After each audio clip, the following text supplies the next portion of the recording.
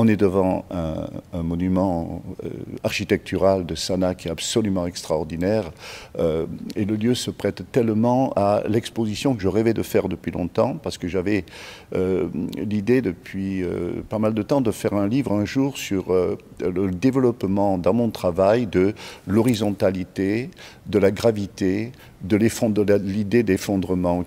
Ces plafonds ne sont pas très hauts par rapport à la surface, ce qui fait qu'on est dans cette horizontalité.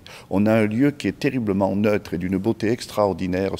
Ces vues aussi sur l'extérieur sont formidables.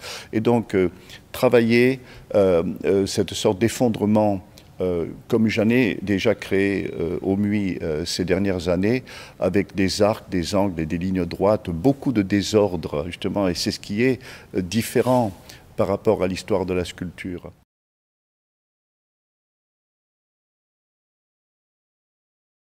Pour m'adapter à l'espace du pavillon de verre, avec cette idée d'horizontalité, je trouve que j'ai la solution qui me paraît pour moi tout à fait idéale, puisque je voudrais installer des arcs, des angles et des lignes droites pour jouer vraiment le chaotique au maximum. Vous voyez, chez moi, au MUI, je n'ai présenté que des arcs oui, en désordre, dans un grand espace aussi, et ça fonctionne très bien.